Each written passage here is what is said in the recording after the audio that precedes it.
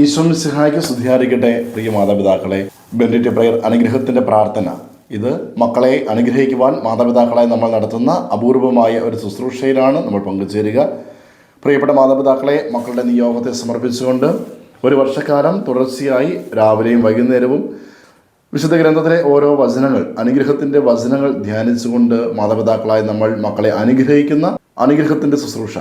കർത്താവ് തരുന്ന വലിയ അനുഗ്രഹം മക്കളിലേക്ക് നമുക്ക് ഒഴുകാം. മക്കളുടെ എല്ലാ നിയോഗങ്ങളെ സമർപ്പിക്കാം. മക്കളുടെ ഈ കാലഘട്ടത്തിലെ അവരുടെ എല്ലാ ബുദ്ധിമുട്ടുകളും പ്രയാസങ്ങളും മാതാപിതാക്കളായി നമ്മളോട് അവർ പങ്കുവയ്ക്കുന്നതും നമ്മൾ അവരെ കണ്ട് മനസ്സിലാക്കുന്നതും മറ്റുള്ളവർ പറഞ്ഞറിയുന്നതും അങ്ങനെ പല വിധത്തിലുള്ള ആശങ്കകൾ, ഉത്കണ്ഠകൾ, മക്കളെക്കുറിച്ചുള്ള പ്രതീക്ഷകൾ, സ്വപ്നങ്ങൾ, അതിന് വിരുദ്ധമാകുന്ന തടസ്സങ്ങൾ, പ്രതിസന്ധികൾ നമ്മൾ മനസ്സിലാക്കുന്നുണ്ട്. പ്രിയപ്പെട്ടവരെ, ഇന്ന് നമുക്ക് അനുഗ്രഹിച്ച് പ്രാർത്ഥിക്കാം. ഈ പ്രഭാതത്തിൽ മക്കളെ അനുഗ്രഹിച്ച് പ്രാർത്ഥിക്കുമ്പോൾ കർത്താവിൻ്റെ വലിയ സങ്കേതം, കർത്താവിൻ്റെ വലിയ കോട്ട മക്കളിലേക്ക് നിറയട്ടെ.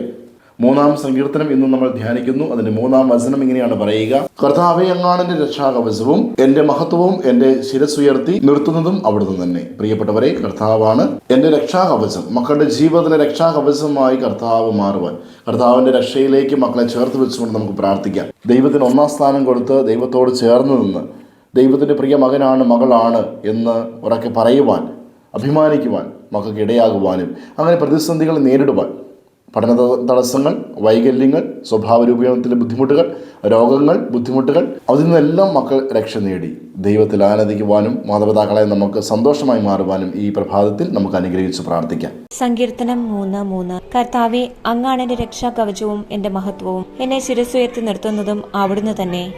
പ്രിയ മാതാപിതാക്കളെ, ഈ സമയം നമ്മുടെ മക്കളെ ഈശോയുടെ കരങ്ങളിലേക്ക് സമർപ്പിച്ച് അനുഗ്രഹിച്ച് പ്രാർത്ഥിക്കാം.